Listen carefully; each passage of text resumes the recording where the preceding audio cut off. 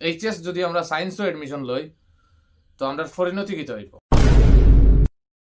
প্রথমত compulsory subjects English, তো medical and health যদি আমরা স্টাডি করি।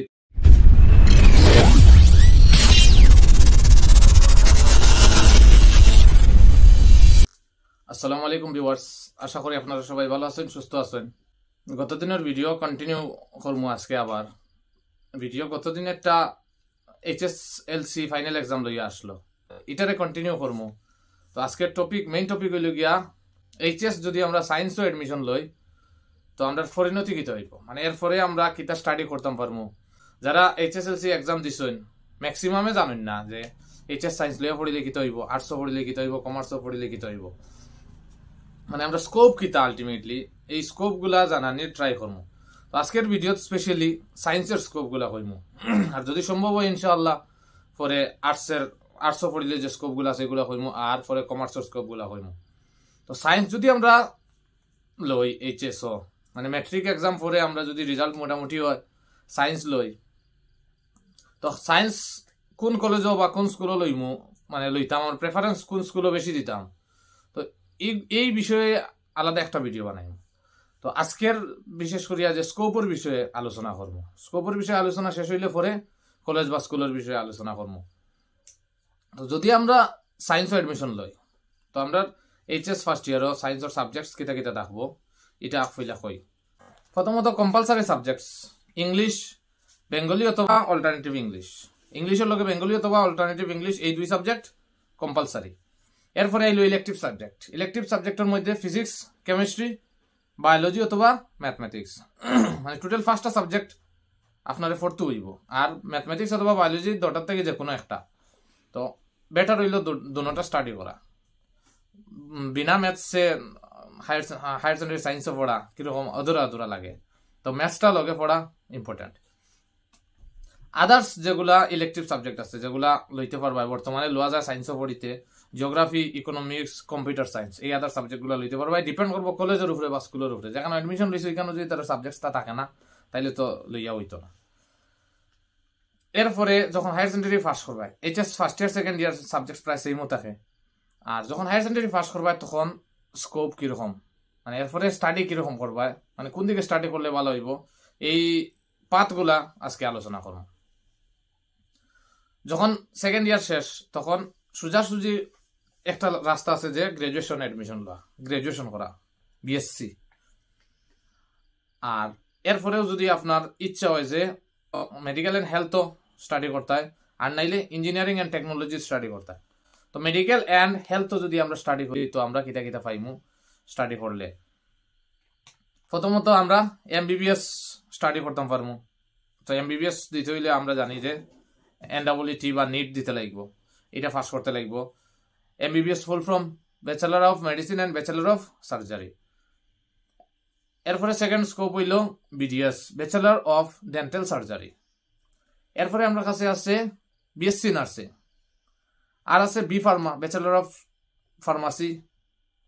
এরপরে বিএসসি ইন বায়োটেকনোলজি, বায়োটেকনোলজির মধ্যে আমরা বিএসসি স্টাডি করতাম পারি। এরপরে প্যারামেডিক্যাল স্টাডিজ, প্যারামেডিক্যাল স্টাডিজ যেগুলোর মধ্যে আছে physiotherapy, stenography, lab technician etcetera, এই যত স্টাডি আছে এইগুলারে প্যারামেডিক্যাল স্টাডি হয়। তো এগুলাও করতে পারা এইচএস পরে। আর যদি ইচ্ছা হয় যে মেডিকেল অ্যান্ড হেলথ না করিয়া ইঞ্জিনিয়ারিং অ্যান্ড টেকনোলজির মধ্যে স্টাডি করতে হয়, তখন আমরা কাছে যে স্কোপগুলো আছে স্টাডি করার লাগে এইগুলা কিতা কিতা। ব্যাচেলর অফ টেকনোলজি বা ব্যাচেলর অফ ইঞ্জিনিয়ারিং, যেটা আমরা অনেক বড় বড় নামি দামি কলেজেস আছে, টেকনোলজি কলেজেস আছে, এগুলোর মধ্যে আমরা এই স্টাডিটা করতাম পারি। আর এরপরে BSc in computer science, computer সায়েন্সও আমরা গ্রাজুয়েশন করতাম পারি। আর ডাটা সায়েন্সও।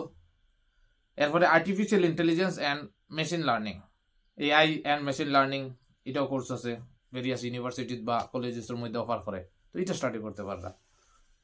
আদার যে ফিল্ডসগুলো আছে এই ফিল্ডগুলা হইল এগ্রিকালচারাল সায়েন্স, এগ্রিকালচারাল সায়েন্সও স্টাডি করতে পারবা এইচএস পরে।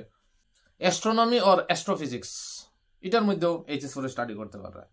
ফুড সায়েন্স অ্যান্ড নিউট্রিশন, এটাও আর একটা পাথ যেটার মধ্যে স্টাডি করতে পারবা।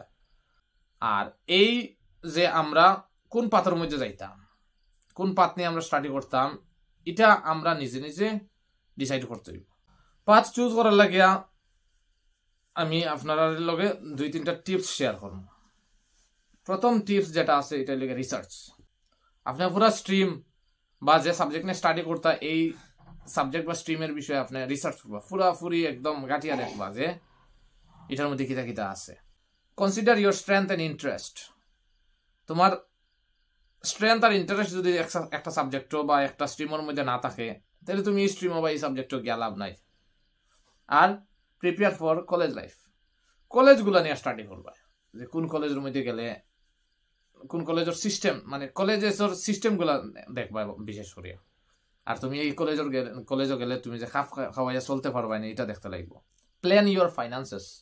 আর কিটা তোমার ফাইন্যান্স দেখতে, ফাইন্যান্সিয়ালি যদি তুমি একদম দুর্বল হও আর ইচ্ছা হয় যদি প্রাইভেট বড় একটা ইউনিভার্সিটি বা কলেজে গিয়ে স্টাডি করতে, তো এটা তোমার লাগে সম্ভব হইতো না। যদিও আজকাল অনেক কলেজে মেরিটোরিয়াস স্টুডেন্ট যারা আছেন এরা ফ্রি অ্যাডমিশন দেয়, তো এটা দেখবা স্কলারশিপ পাইলে বালা। আর তোমার ফাইন্যান্স রে মানে ফাইন্যান্স বিবেচনা করিয়া তুমি কলেজ ডিসাইড করবা। আদারওয়াইজ পরে ফাইন্যান্সিয়ালি উইক হইবা, ভালো করিয়া কোচিং করতে পারতে না, আর কি হইব আলটিমেটলি তোমার স্টাডি কোলাপস হওয়া স্টার্ট হয়ে যাব। Stay focused and motivated. যদি তুমি সায়েন্সে অ্যাডমিশন লো তখন তুমি একদম ফোকাস করে থাকতে লাগবে আর মোটিভেটেড থাকতে লাগবে। এটা আমি গত ভিডিওর মধ্যে কইছি যে তুমি যদি সায়েন্স লো তাইলে শপথ লই দিতে যে আমি একদম আরফার করে নিতাম সায়েন্স দিয়া। আশা করি আপনারা এই ভিডিওটা ইনফরমেটিভ লাগছে।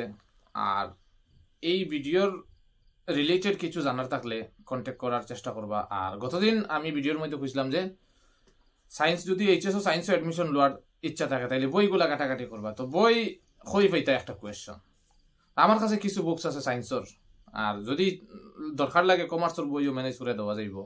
যে বইগুলা আমার কাছে আছে, আমাদের কন্ট্যাক্ট করলে বই দেখার চান্স আছে, মানে সায়েন্সের বইগুলা দেখতে পারবে। বা তোমার পাড়া প্রতিবেশী কেউ যদি সায়েন্সও পড়িছেন বা পড়িতরা এরার বইও গিয়া দেখতে পারবা, যে কোনো জায়গা খোঁজ খবর লইলে পারবা।